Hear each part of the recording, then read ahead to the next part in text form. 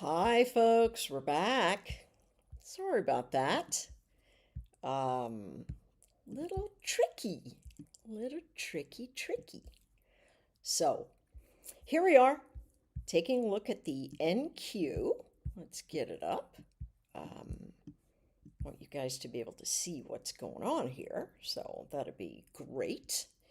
Um, what we are staring down into the open is price action that should, let's make sure we've got that wall up. Yep. Got it a little bit. Um, what we've got price action showing as pretty solid buy the dip support here for the NQ.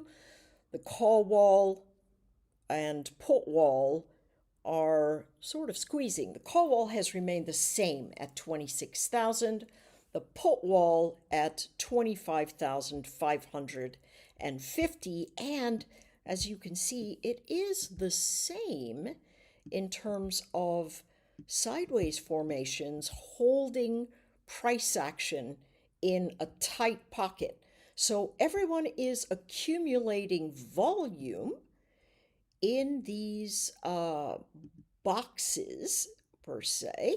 Let's use a GAN box today, and we'll see where that goes altogether, right? We'll have a The look. market is open. All right, here we go. We were gapping up a little bit, and now we are, just sitting around and holding out that general motion in the area. My suspicion is that we do pull back and have ourselves pretty solid support. I am going to position a buy here in the NQ at 25,789. We'll see if it'll drop into that old resistance new support zone. My stop action for invalidation will be about 30 ticks, no, about 16 to 20 ticks below. It could easily hold this zone though. Let's go back to the ES. This is the one that is of primary interest to me, where I am going to try to position myself properly to get involved here. Dips or buys, and so I am going to be looking for the price action dip. Here's the anchored VWAP event. That's about 69.74, but I like looking for old resistance, new support. That's going to be at about 69.64. And so I'll have a buy zone there. Let's do something here. I want to zoom in just a little bit.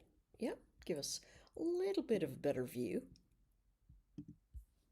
of what's going on. For those of you that held on, I appreciate you greatly. It's always terrible when the stream stops and has to be restarted. That's kind of a drag. But we do see where we are beginning the day is at the call wall. We bounced and found a ton of sellers at 69.83. So let's keep our eyeballs on that high. If that high is breached and pulls back and holds in a look above and go, then we'll have ourselves upside pressure into the 7,000 area. The call wall, I suspect, will hold things in play. Let's go to Bitcoin. Bitcoin is gapping up and holding its ledge. Let's take a look at the 4-hour chart for Bitcoin. We can see that it's very sideways. Now, I've drawn a Fibonacci here from this wave formation, which I think I'd like to readjust. I'd like to readjust the wave formation that sits with a high at 91,000 and a low at right around 85,000. So my mid-level is really right where the traders are battling. I am under the VWAP from the Fed release, but I am making higher lows. So if I'm looking for a position here anchored around a framework of support that's got limited risk, I would say 86,430 would be where I would like to buy this. My stop will be a little bit wider into the put wall, and my target will be up at the resistance area, a little bit up over 90. That being said, these lower highs could give me something that says, listen, if I gap down at 86,000, I'm probably going to go to 88,500 and then fade a little bit more. So that is certainly sideways. Let me get the notes back up for us. I really want to see who's here.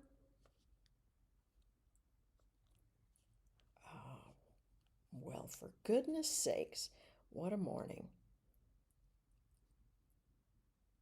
All right. Yeah. Okay, so yes, big spreads. We're going to talk a lot about commodities and the metals today. Some really big things going on in there for sure. All right, so we'll be talking about those next, but I do expect a pullback into this zone. Let's start talking about what's going on in silver.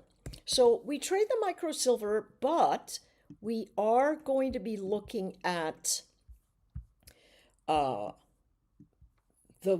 big walls in silver because they're telling us what is going on. The 4-hour formation, pretty big and certainly parabolic. So let me explain a little bit about what's happening in the silver market. The market is open.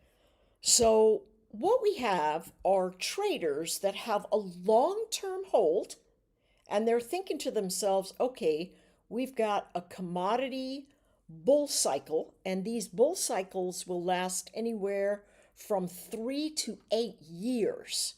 And so they've positioned in front a long time ago on the breakout. For things like platinum, we'll notice that between the close of the June contract and the open of the August contract, really, it's September, but that move was almost a 400-point gap. It gapped up from about 1,300 to about 1,600, and that gap has really never filled between the rotation. So that gap up tells us that traders were speculating way into the future about bigger gaps to the north. So we have the long-term traders that are holding for a nice solid ride and are going to be holding things for years. And then we have these speculative traders that are jumping in and either saying, this is where I'm shorting this, or I'm chasing this long. And what is happening is the shorts continue to feed the market higher, and then longs press in and decide they're going to run as well. So the first 5-minute candle kicks off with all kinds of buying pressure. So here's what we know about parabolic motion, which is what we're seeing. Parabolic motion can go for a really long time, right? So you don't want to short this unless you're doing something like a crazy scalp, right? And then, you might want to do that, but I would say probably not a great idea. For where is my Fibonacci? Come on. Anchored VWAP. You could use an anchored VWAP because there's so many contracts that open that space. But let's find my Fibonacci, which is leaving me in the dust for some reason. Where are we? Ah, there we go. So let's find a fib retrace that is going to give us some kind of action. So let's go to a daily chart. So here is a daily Fibonacci. Oops.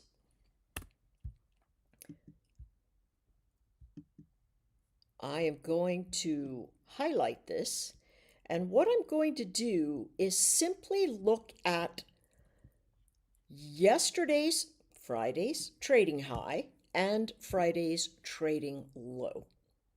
And so what do we know if we break above the high of the prior day? It's got buyers in pure motion. And if we lose the close of that prior day, the next fly in the ointment, as it were, is down here at 77.17. Could easily get into that area. Now, let's say you're a little bit crazy and you want to trade silver, right? What are we seeing? Well, it's come down into an anchored VWAP event from far away. This anchored VWAP actually hasn't come down. It's just continued to ride up the motion, and we opened right at the top of the call wall. So if you want a really great trade, you could take it at 79.66, or you could look at this first 1 minute candlestick formation and you would draw yourself a Fibonacci just like you did with the other one, right? Now, let's change this because I don't use these. I only use 0.5. And then we can do maybe 2, and then 3, and then 4. Okay, and we're going to look at that. Coach Hoop says the call spread 80-85 several weeks ago. Yes, what a move. Absolutely. And you can see speculators moving in as well. Now, here's the big thing. When you are in for a long haul and you've seen a 158% move in, I don't know, days, right? Your first thought is, how can I take some profit and then reload at a fairly good price? So the long-term speculation event is, wow, I could actually make a lot more money, but I'm not going to hold here and I'm not going to short here, but I am going to cover some. And so what you want to look for in the dome are systematic orders that say, okay, I'm going to sell 3 here, I'm going to sell 3 here, I'm going to sell 5 here, I'm going to sell 10 here, I'm going to sell 10 here. That sort of thing, so they can pull back and watch price action move to the north for their next big motion, right? If we look at a regular Fibonacci, the 2.618 is 85. So the anticipation is that we move to 85. So you could buy yourself an 85.90 strike spread if that's what you want to do. But because we actually trade here in the futures and you're looking at that 1 minute price action event, what you want to anticipate is a retest of the 0.5 level at 81. Ultimately, if it loses that edge, you want to have a stop a little bit lower, right? But you're looking for it to come back halfway to go long, right? Because the halfway is a very normal patch event that you see in price action space, okay? So that's what we're looking at. Let's run ahead. We'll leave that sitting there, see what goes. I would suspect we have a little bit of sideways action coming into the space. I really think we come back and kiss the call wall, but it all depends on how much buying is sitting in the space, and is this actually short covering in general? If it is short covering, it is very likely to retrace this candle. If there are new buyers in the mix, the halfway spot should keep us on upward motion.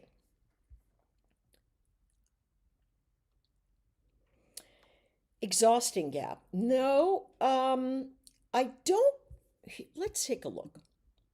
Is this an exhaustion gap? So, first of all,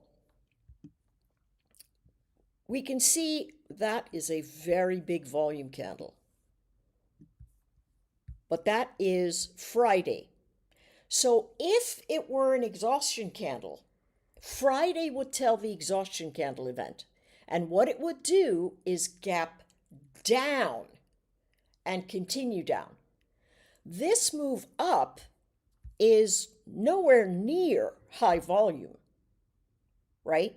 In terms of motion from a candlestick. So it is still telling us it's in buy the dip formation. That's how you would look at exhaustion. Exhaustion has to be one candle that is very, very high or very, very low, but on a ton of volume, and then the next candle is a reversal shot, or it fails to hold the high, or fails to keep, or actively keeps the low. And that's how you know. So this, I would not say that this was an exhaustion candlestick at all. Not at all. Okay, all of the volume is very, very high. So I would suspect it continues to run. If so, I saw a stat and it said that we've had 2 times where we had this kind of melt up in silver. One of them went for 350%, and one of them went for over 400%. So don't just go in and step, right? Now, what is happening is margins are being increased. The CME increased markets intraday on Friday, which is very, very rare. So pretty big, important. Is big money short 80 and long 85? No. That would be a short call spread. And what we are actually showing is still bullish motion. But see, big money is just watching this move. Speculators are driving prices up. How do I know this? Well, transparently, I would say I don't know it definitively, but I do know how big money accumulates. And they don't accumulate on the race up. What they have a tendency to do is liquidate on the race up and buy on the higher lows as they increase their position and move up with the formation, right? If you look at some long form posts from Stan Druckenmiller, you will hear him talk about positioning in this way and then adding to his positions in any kind of shallow pullback event. So the answer is no. There is Coach Hoop mentioned an 80-85 call spread. And what that means is someone went to the options market, they bought the long 80s, so they bought the 80s calls, and then they sold the 85 calls. Now, they did it weeks ago, and so how much it is today versus how much it was 2 weeks ago is, I don't know, I would guess those guys are up 400 or 500% by now. Is the increased margin to protect banks? The increased margin is to protect Okay, so let me give you the company line. Increased margins are to protect the trader from getting themselves in trouble over leveraging. Now, the backstory of that is that if you're over leveraged and if you are over leveraged and your broker has allowed a lot of people over leverage, and then the trade goes badly, that brokerage is going to be in trouble, especially if some people cannot make their margin calls and they're totally liquidated. So it's a protection event for literally everyone. And because I work with a lot of traders in the retail space, retail traders tend to over leverage a lot. And so do some accounts that say have, I don't know, 5-6 million bucks, something like that. And they say, you know what, I'm going to swing for the fences. And we see a lot of things like that. We see people blow up 5, 6, 7, $10 million accounts, just because they just don't understand how to manage risk. Just because you have money doesn't mean you're smart money, if you get my drift, right? And sometimes people get very fortunate with big wins and, they end up martingaling themselves to zero. And there are a lot of stories like that from the floor. We know all about that.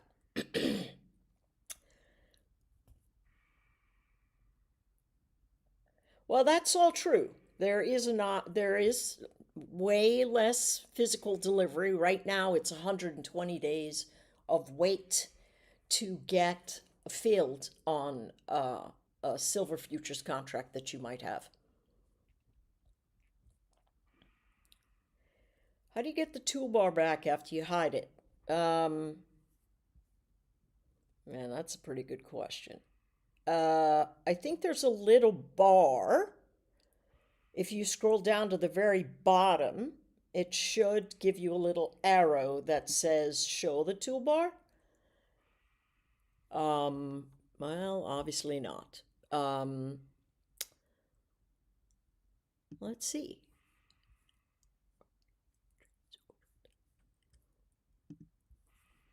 Oh, for heaven's sakes, I did the same thing as you, and now I don't see them. Well, crudsicles. Okay, so that's moving up. Let's continue. Pretty new to trading. Smart money concept trading, extremely new to me. Any notes on, any recommendations on what to focus on first? I expect nothing from Powell today, Tom. Just some word salad. Word salad is what I expect.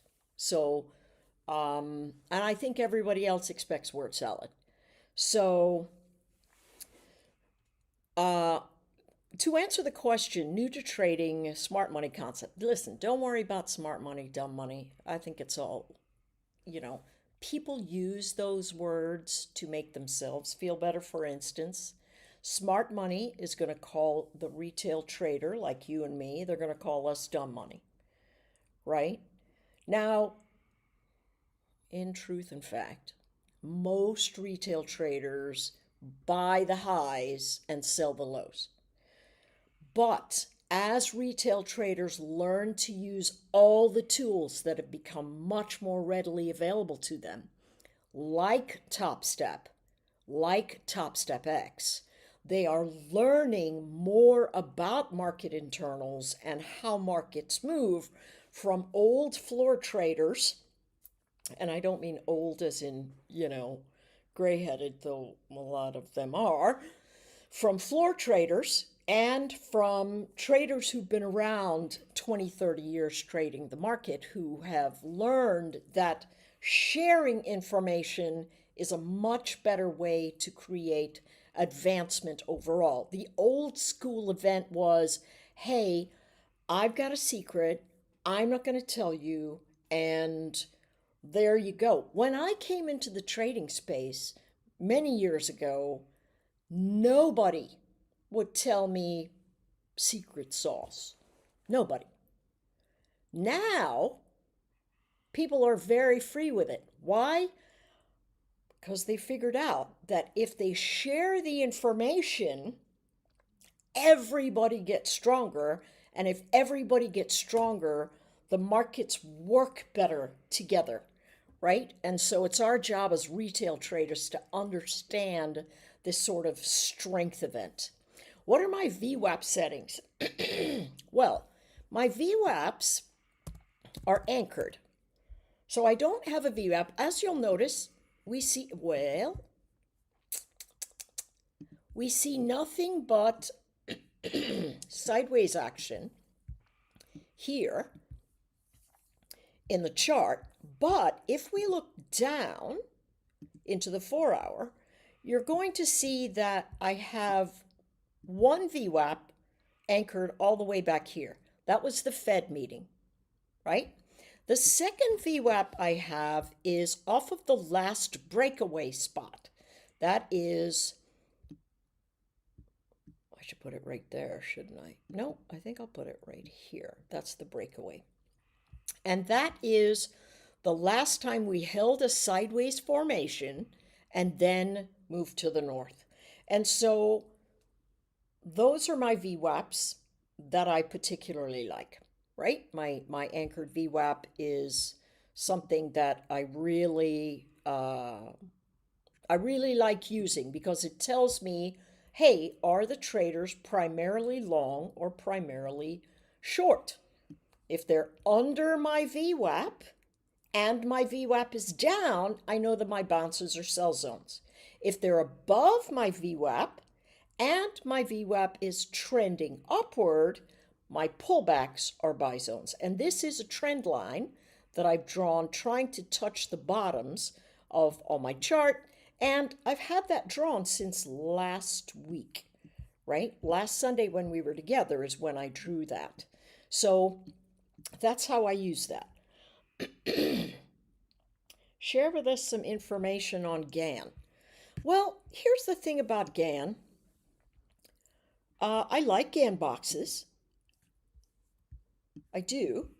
I'm not. Here's the thing about me. I'm not a die-hard stamp, this is it, absolutely, for literally anything. My one hard line is, did you manage your risk? And in this risk event, did you say to yourself, okay, I see my risk, I've accepted my risk, now I'm going to take a trade? So, for instance, let's take a look here. Big sideways pressure event. I can look at this and go, if this comes in at 76 again, I've been at 76, that's my buy, I've filled the gap. If it comes into 76 and then bounces, I'm in great shape. If it loses 74, I'm going to get out of Dodge, right? And so I'm going to put my stop sell here, and we'll see if that fails. Now, so for me, I'm just trading a low to a high. That's my thought. I'm under my VWAP, so I need to get back above my VWAP. If I don't, I've got downside pressure into the lower edges. So, in hindsight, I'll leave it right there. We'll see what happens. So the question about, yes, that is right. More people are using and seeing the same thing. So the question about GAN is the following. Now, for me in the GAN box and Knucklehead Fred, I was trying to help someone see, here we go. Boom. There we go. There's a little arrow on the side. It goes back and forth. So with a GAN box, all the GAN box does is give you a measurement of a range. So I'm going to say that we have a range with GAN that is sideways. my trade disappeared. It's sideways. Now, I don't use time in a GAN box. I don't use time at all. And so, actually, I'll use a 0 and the 1. It gives me a box. Because I'm not interested in the time value. If you trade a GAN box and you are interested in a time value, you're going to have the time boxes. Me, I'm just interested in the price formations. And so what you can see here on a 5-minute is that I have a GAN box that goes approximately from 69.8175 to 69.7625. Now, I could say it's a little bit higher than that. Why don't I have it all the way up here? Because this was a look above and fail. It looked above, but it could not stay above there, and it fell back into the box. If it falls back into the box and the VWAP is sideways, it should go to the bottom of the box. Should. Okay? And so that is all we do with the GAN box. I'm going to be completely frank. The number one problem that the trader, either studying the market or catching their footing, or the trader that moves back and forth, losing and then making and then losing and then making, boils down to one thing: patience. If you're patient and you say, okay, this is where I'm going to accept risk. If it comes to me here, I'm going to get it. If not, it doesn't belong to my parameters.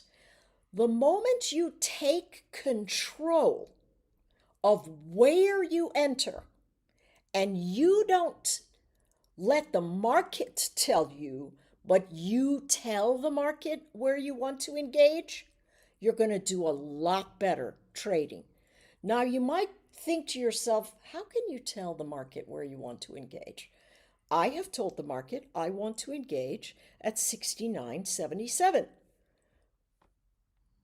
Will the market go, yeah, well, tough lady, I ain't coming for you? Of course. Of course the market can do that. However, you have told the market where you desire to engage. If you don't do that and you go, okay, I'm just jumping in right here, you actually have said to the market, I'm going to follow you, irrespective of what my risk is. There's nothing wrong with following the market if you've established risk. But most of us think to ourselves, oh my gosh, this is going up. And then what happens is it comes down, our risk begins to expand, and we go, man, I rushed that trade. Okay, let me see if I can handle my stop way back here. Let me see if I can handle my stop even lower than that. And all of that ends up expanding a risk event. If you get stopped out, it's bad. And you've got a lot of money you've got to make back. If it goes in your favor and then you do it again, you've reinforced a bad habit. That's just the way it is. Yeah. Okay. Let's go to oil. Oil is gapping up. Listen, what do we have? We haven't had any Venezuela oil strikes. We have a little bit of, well, we haven't had any oil strikes yet. I don't really think that's going to happen. We just had our fourth tanker get embargoed. What do we have else going on? Next, this coming week, we've got 3 different releases, one right after the other for delayed data and real data. And a couple of traders that I know very well that are big size traders running funds they are starting to unwind their shorts and go long. Now, as you might remember, I put an anchored VWAP on the last Fed meeting. That's where that is. We came down into that region. We hit old support.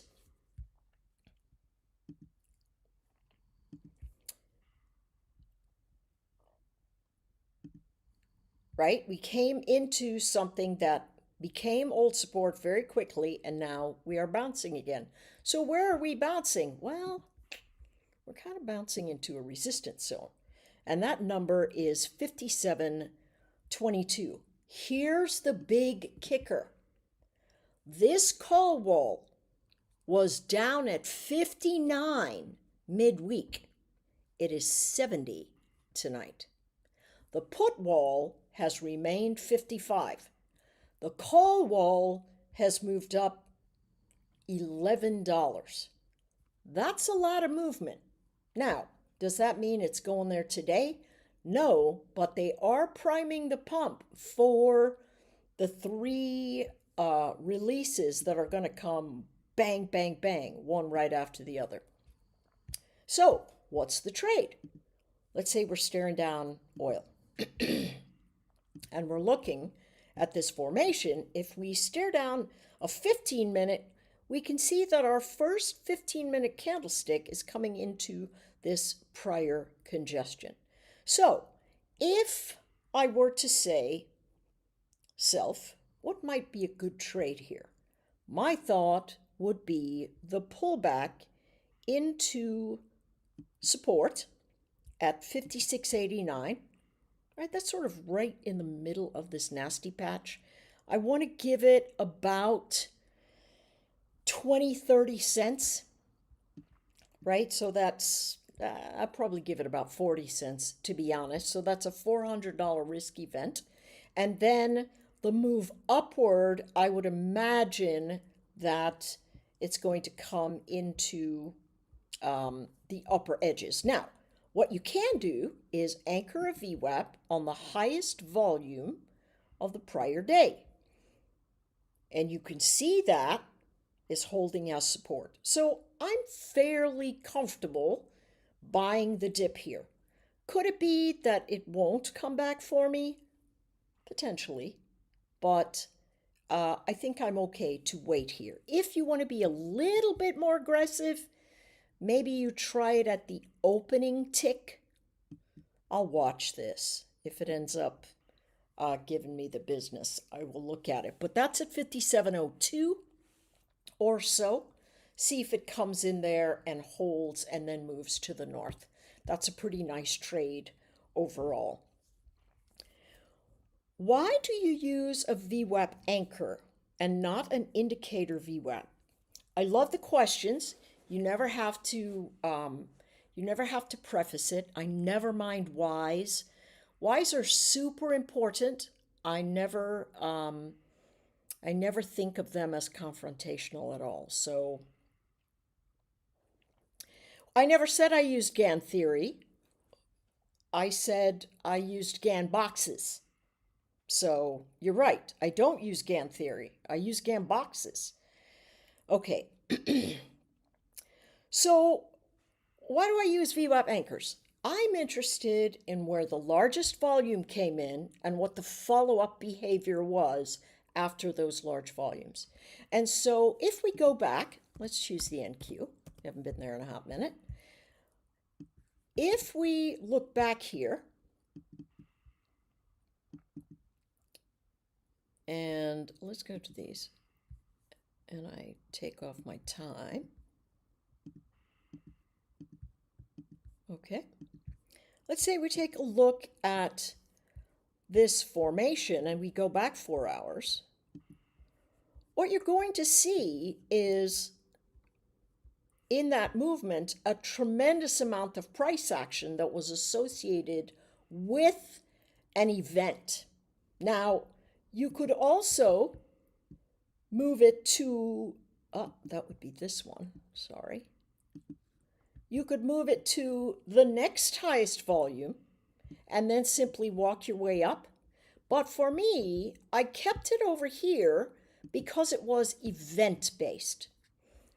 Now notice the difference between, here we are, where this box is, and then I'm going to move that here. You'll see that VWAP is a little bit lower, and we can see other things that are moving it higher. So, you know, I'm okay with leaving it at that area. Here's what this is an example of. Many of the things we do in trading are arbitrary but generally accepted, right? So what we want to stare down is, okay, what do people normally think here, right? So you want to think about what people are thinking, and then you want to say, okay, well, what do I think? And note the things that go, yes, your thought process is very likely correct, or it might not be so correct, okay?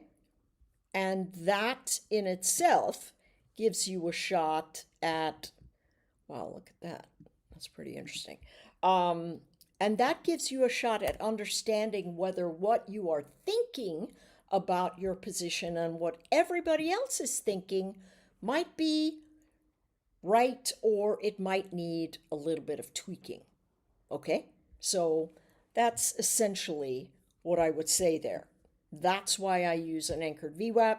I don't like a lot of lines floating around my chart. And so I will normally walk a couple of these up during the course of the day. I think this is pretty important because it landed right on the top of the gap. So I'm going to leave that one there until it tells me otherwise. Have I seen the wall of ES buys at 69.47 to 69.35? Okay, let's go to a 15-minute. These are great questions, by the way. Love the interaction. You guys are really after it, and I love that. 69.47 to 69.35. Okay, so where's 69.35? Okay, so here is 69.35. And here is approximately 69.47. Right? So I would argue that there's not really that big a wall. That being said, the real wall, how do you see a wall? What would make us see a wall? A wall is present when nothing goes past it, correct? I mean, if I walk into the wall of my hotel suite, I'm pretty much not going anywhere except maybe crumpled onto the floor in a heap, depending on how fast I walk, right? So where the wall is sitting from a buying and selling perspective is here at 69.53. That's a wall of buying in the overnight on a 15-minute chart. If I zoom out and I go to my daily chart and I say, okay, let me look again at that 69.35, I can definitely see why that number is important, right? I can definitely see it. Support, resistance, resistance, support, and then resistance, support, and resistance. So, yes, now I definitively moved from the 15-minute to the daily, so we could see that this person talking about these walls of buying and selling is looking at a much larger time frame with prices well below where we are currently. So, will that potentially matter? Well, yes, potentially. It could easily matter in the future. Right now, it is the low of Thursday. That's where we're sitting, right?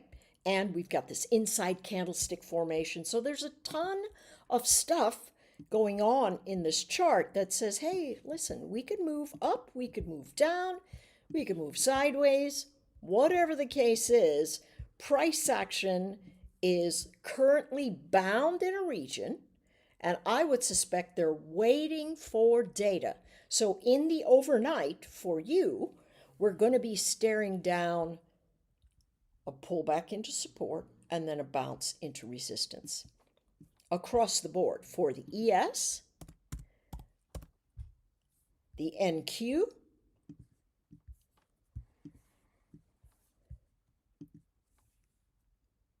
let's take a look at Bitcoin, see if that's going to be the same. It looks a little bit different. It's trying to break out. It broke out over this 15-minute ledge. So here's an interesting point. If you're newer to trading and you're like, I have no idea where to set my trades up. So let's say you pay attention and you notice, this is Friday, you notice that the call wall is at 89,000 and price action fades. It loses the VWAP from the Fed meeting and continues down.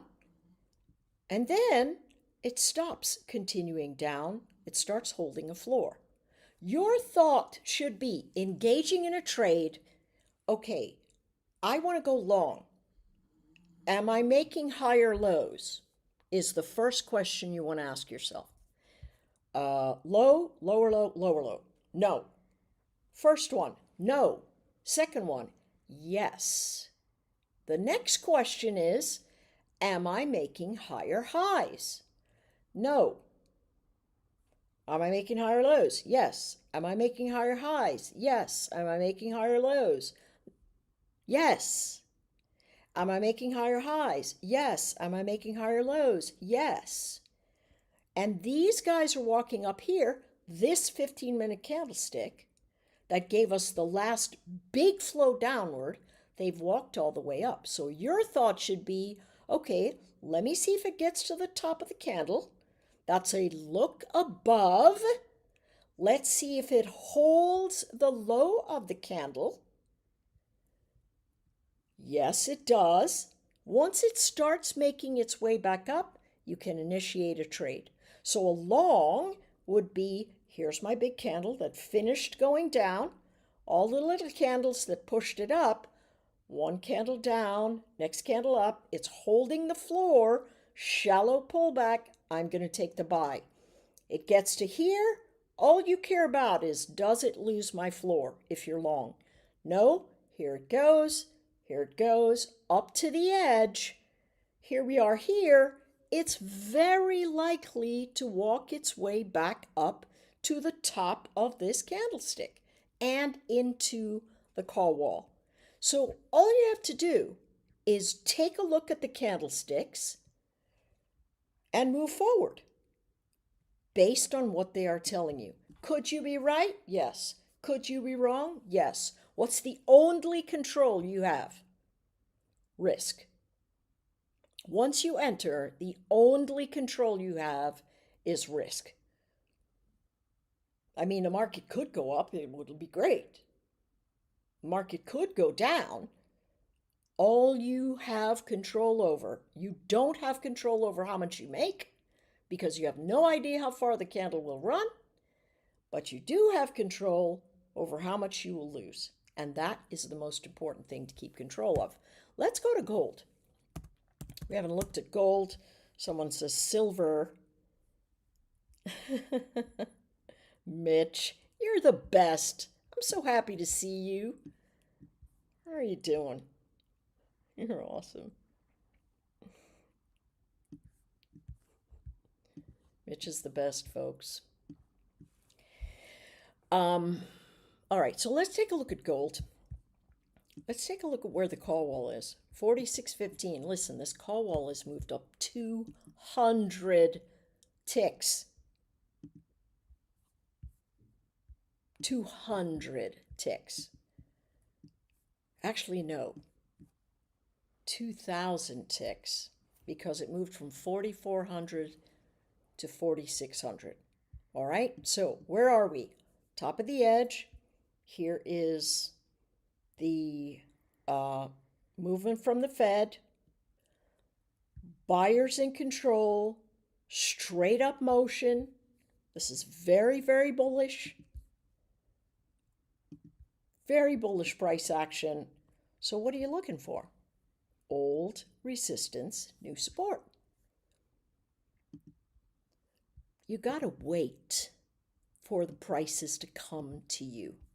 If you wait for the prices to come to you, yes, you'll have to break out the knitting needle sometimes. You will. But your risk is lower and you'll be very much more controlled and centered if you know what is going on. All right, so the pullbacks into 46.27, they look pretty good. What do I want to do? I like the move into 44.80. I like that line. 44.78, 44.80. We'll do that. I'll split it. 44.79. I like that pullback. Why don't I consider a short here? Well, a couple of questions that are fair, but here's the answer. If I go, hey, I want to take a long, or hey, I want to take a short, I need to find evidence that it's the right thing to do. That's how we set up a strategy. Where's my evidence for that? Hey, I'm going to wear a raincoat out today. What's my evidence for wearing that? Or am I just going to look like a knucklehead outside in the street? Right? I'm going to look for cloudy skies and I'm going to check the weather and have them go, hey, 35% chance of rain. Markets are the same way. If you say, hey, I want to short, you can't just look at something and go, yep, that's tall enough. That's high enough. I'm going short. You have to have an evidence-based approach. If you have an evidence-based approach, you're going to be in pretty good shape. Okay? And so the evidence base might be, I want to take a short. I'm not going higher. That's true, but you're also holding higher lows.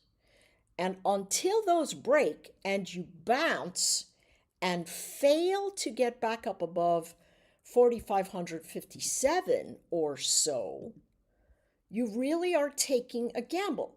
So if you take the gamble and you go, hey, I'm going to short right here, what's your risk?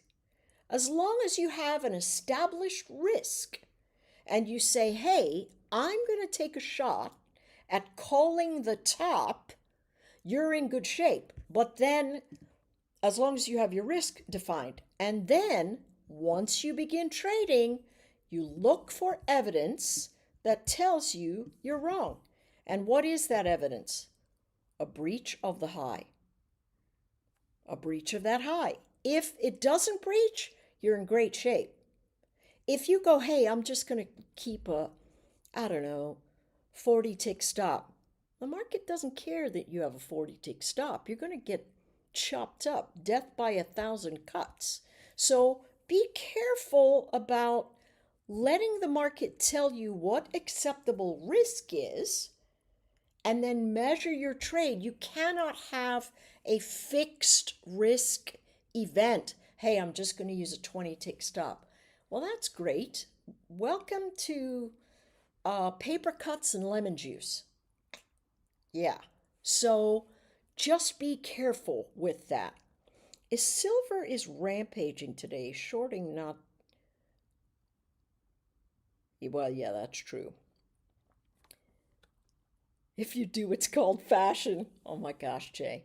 I can't even tell you some of the fashions I've seen on Tokyo streets.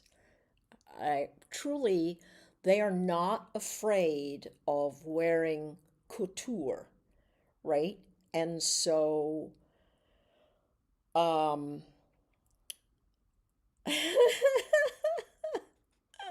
yeah, it's pretty crazy. Pretty crazy. All right, let's go back to, no, you know what? Let's take a look at nat gas. And then we will, nat gas kept up. Here where the walls are, call wall is at $4 right now. The put wall was at $3. It's moved up to $3.50. The wall is $4. It was $5 earlier in the winter cycle before oil took the big giant fade. Now I think it's going to climb its way back up. Dips are very likely to be buy zone formations in my mind, especially if we breach the call wall. But I do think dips are going to be buys, and that potentially, if we look at $3.70, we've got ourselves old resistance, new support, and it gives us a really nice price action event to trade from. You know, if you're a little bit more aggressive, you might do 382. Let's take a look at platinum. I did talk about platinum earlier. Platinum has had a gap up, very, very interesting formations for what happened with platinum, why it began to run. This gap event, it's had two gap events, right?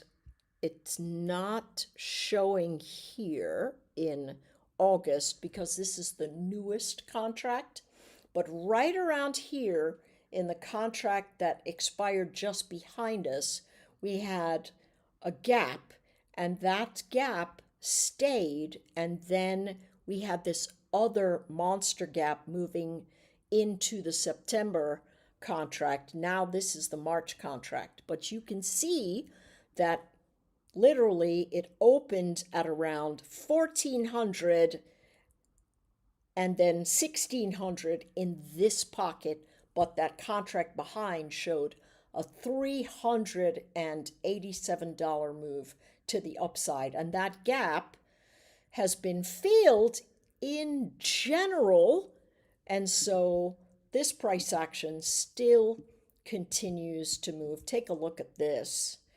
The option chains are pretty thin here, but someone put on a strangle, it's actually, sorry, a straddle. They bought the 2200s and sold the 2100s. So they are in Fat Cat City. I mean, this has been a very good trade. It probably is a little long in the tooth, I would say. And so if we were to do a Fibonacci here, I would suspect, if we do it from 2 candles ago, I would suspect a retest of 2400 to give platinum the next safe run. However, if it holds the close of the prior day, we've got ourselves some upside pressure for sure. All right, we are about to wrap it up. So tell me any last questions. I appreciate I appreciate each of you talking about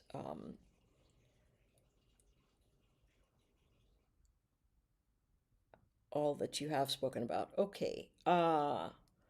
Someone says, "Hi, Emery. I use Globex IB daily and wondering if you find a benefit to reference these levels through MOC." That is a very interesting thought.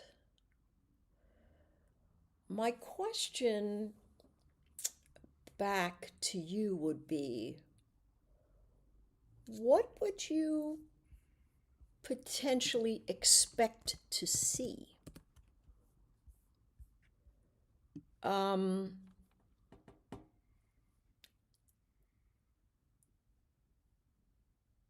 I would say potentially reversion to the mean. So you might look at the IB and then have a profile event that shows what the point of control or the VWAP was of the IB area. That might give you some information. I would say that market on close really depends on whether the traders are flat-footed into the trade or not. So I am certain there could be some information that's useful in there. Have I investigated it? I have not.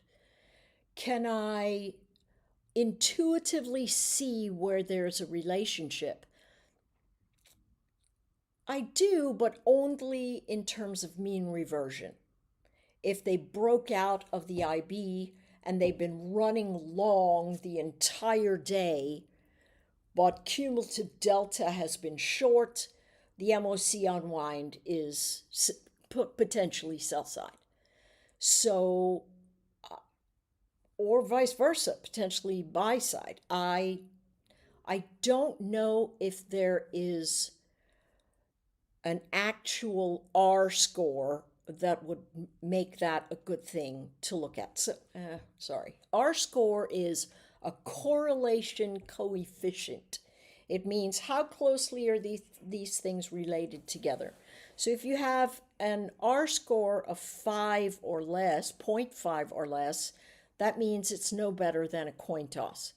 And that's what I would say that relationship is probably like. However, I would definitely investigate that if I were you.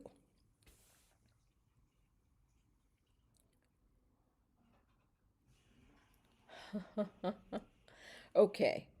Someone says we could see a larger pullback in metals today. Trump meeting, 95 peace deal.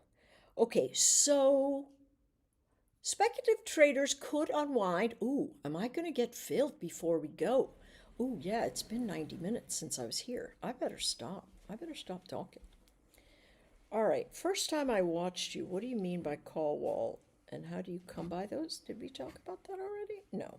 I mean, we did, but the call wall is just what the option chains are doing. And you can find them from the option chains directly. All right, well, I did go into the 9 a.m. hour here, 7 a.m. your time. I appreciate you sticking around with me. Bruno and my teammates, thank you so much. I greatly appreciate the opportunity for us to be together, spend time together. If this leaves me by a couple of ticks, I'm going to be miffed. But anyways, yeah, that's it for me. We've got slow markets with the very amazing Coach Dakota coming up. And then we've got Aaron and Deanna. So got a lot of great stuff coming up on TopstepTV. Stay tuned, and I know you will have a very Order good time filled. trading if you... Oh, my silver trade. Boom. All right, that's good. So we know, we see. Order filled. Whoa. All right, went out and then went back in. Okay, so that's it for me, folks. I will chat with you soon. Take care, and we'll see each other on the flip side. Bye-bye, everybody.